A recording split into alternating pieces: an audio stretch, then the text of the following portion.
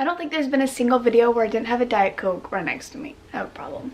So the other day I found out that an old store that I used to work at got broken into. I don't know why, but that's one of my biggest fears, is being robbed or somebody breaking into my house or breaking into like where I work, and I wouldn't know what to do, and that's terrifying to me. And I was thinking about all of the scary experiences I've had at my different jobs. I don't know why I'm so out of breath. All I did was walk up the fucking stairs. But I was reminiscing on old times, and I'm gonna tell you guys a couple stories of like terrifying experiences that I've had at like all of my jobs, because it's happened at all of them. The first job that I ever had, I worked at a sandwich shop, and I loved it. If I could make sandwiches for the rest of my life, I 100% would. It was so much fun. It was easy, and I loved it. I love sandwiches. And I had this one coworker. Typically there would only be 2 of us working. It was a pretty not very popular sandwich shop, so we wouldn't get that much business, so we really didn't need more than 2 people. One would be a cashier, one would be the sandwich maker.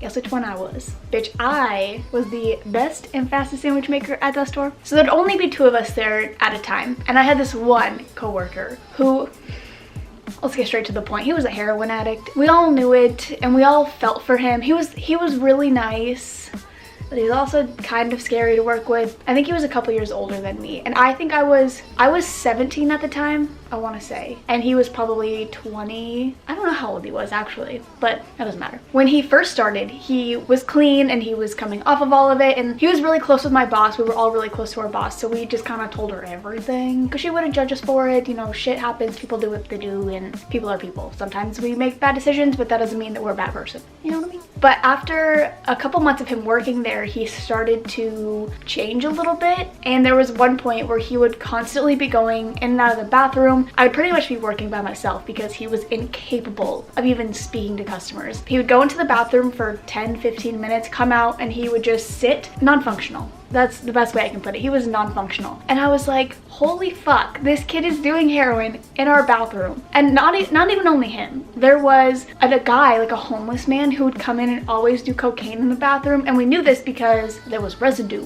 And he would never buy sandwiches. He would just come in and use our bathroom and then like leave. But that kid got fired, thank God. I would hope so. They felt bad for him and they gave him a second chance like later on, and then he just did it again, so they fired him, whatever. After that job, I moved straight into retail. I don't fucking know why, but I did. Where a lot of scary shit happens. People are ruthless in retail. Like, customers are mean, and if they want to steal something, they're gonna fucking steal something, and they don't care how many people are watching, and we really can't do anything. I know I probably shouldn't say that on the internet, but nobody's gonna risk their life for a pair of leggings. Let's be real. And I remember we had this one day where we found a bag of leggings hidden in like a corner of our room filled with $2,000 or $3,000 worth of leggings. And one of the girls found it, and obviously it was stashed because they were gonna come back later, which is just a terrifying thought on its own. Like, these people were gonna come back. But these people did not finish the job the first time, so these people were going to come back to our store. But that kind of stuff happened all the time. People would steal, people would come in and just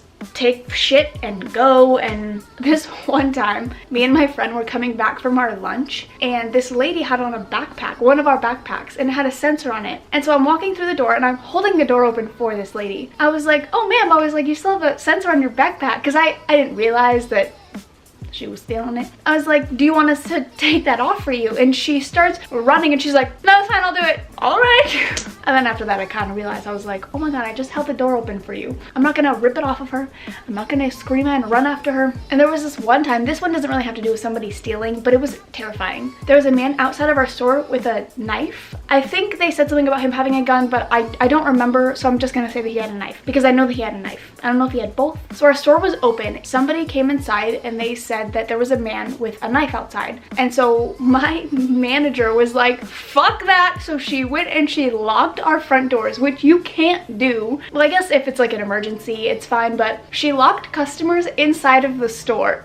She went up to all of them and she was like, just so you know, this is what's happening. If you can't leave, this is why. She's like, if you want to get out, come get me and like I'll let you out of the store, but I would recommend you staying inside. And so we locked these people inside for probably 20-30 minutes. Me and her are freaking out. We're standing at the front door like this, like looking for the man. They arrested him. Oh my going on. It was terrifying, but it was also kind of entertaining at the same time. I've also had about 1 million people throw temper tantrums. I don't know why 40-year-old women like to think that throwing themselves on the floor and crying and screaming makes them look more innocent, but it doesn't. If somebody's stealing, I mean, you can't tell them, hey, I know you're stealing. That's not a thing you can do in retail. So you kind of just are extra nice to them and bother them until they're so annoyed that they want to leave. And this one lady, I remember, because I was leaving and my friend was like, can you call security because this lady is sitting on the floor screaming that we are racially profiling her. She was white, but they thought she was stealing. And so they were kind of standing outside of her fitting room. And I mean, they were just giving her extraordinary customer service, but the lady got mad and she kind of caught on. So then I called security, security came, whatever. Same security guard that was in love with me. That was always fun when I had to call security and I knew that it was gonna be him. So I'd have to be like, hey, this is Courtney. Can you come to the store? And he's probably like,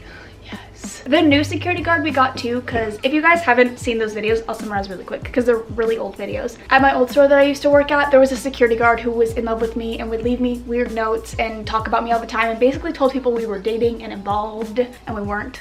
And he ended up getting fired because he threatened a girl. It's a very long story. But the new security guard we got to replace him because he was head of security. So this new guy, new head of security, was just as fucking weird. And he told me that when I walk, I leave a glitter trail. I know it's not that weird, but it's kind of weird. But he would always, like, whenever I had to, you know, open the back door for something, or I was like bringing in shipment or a FedEx or something, he would be walking, he'd just stop and he'd watch. And I'm like, hi. Oh, at my new job, this isn't like scary. At the job that I worked at for a solid month and a half, I had my supervisor because, okay, I had training and I loved my training. My training class was so much fun. And then I moved into like my actual team, and my new supervisor for my actual team told me, and I quote, "There aren't many pretty faces around here. When the harassment starts to become too much, let me know." I was like, are you telling me that I'm about to get harassed? Are you telling me that this is gonna be a thing? And the way she worded it too, she didn't say, if you're harassed, let me know. She said, when it becomes too much, let me know. Like, it's inevitable that it's gonna happen. And then one of the other supervisors came up to her and said, I was fresh meat.